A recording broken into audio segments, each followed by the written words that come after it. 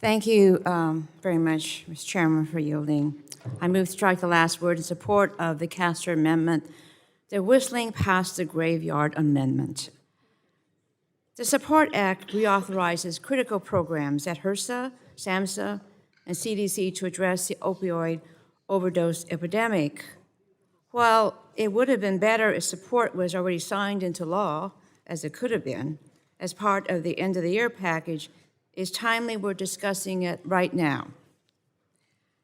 Last month, Secretary Kennedy renewed the declaration of a nationwide public health emergency due to the opioid crisis.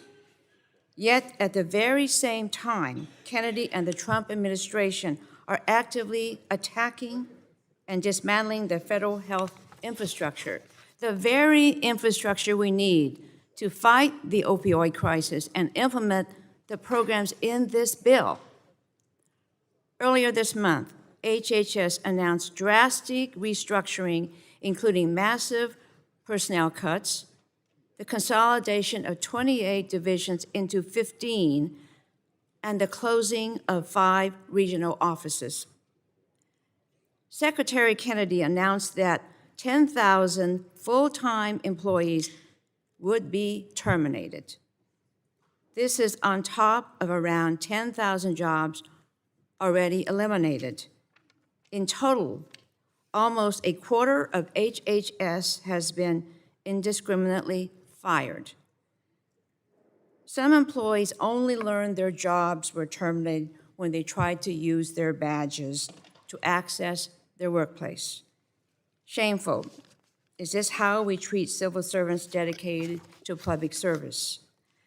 As members of Congress, we should be receiving briefings on such an extreme overhaul of agencies in our jurisdiction, yet there is little to no transparency from the administration on which employees these layoffs affect. In the one briefing HHS offered to our staff, they said the RIF impacted personnel, not programs, and all critical programs would continue. But how can that be true when at SAMHSA, directors of the Center for Mental Health Services, Center for Substance Abuse Prevention, and Substance Use Treatment were terminated? Entire offices were eliminated. How is SAMHSA to carry out its essential work to improve substance use disorder and mental health treatment services, including implementing the programs in this bill, when it is in a tailspin due to losing key leadership?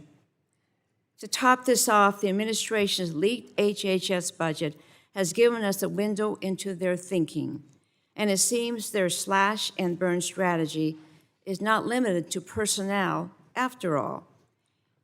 Their wish includes entirely eliminating multiple Support Act programs, including youth prevention and recovery, first responder training, comprehensive opioid recovery centers, and residential treatment for pregnant and postpartum women.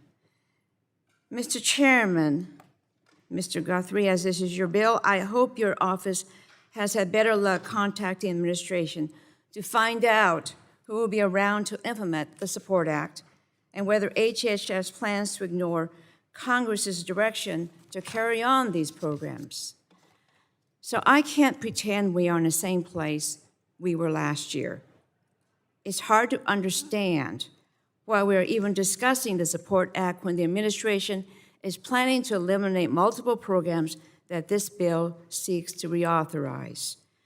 As members of Congress, especially on ENC, we need to have oversight over the programs we all care about. We need to know the impacts of these reckless and aggressive cuts. That's why I support this amendment, and I urge my colleagues to do the same. With that, I yield the balance of my time.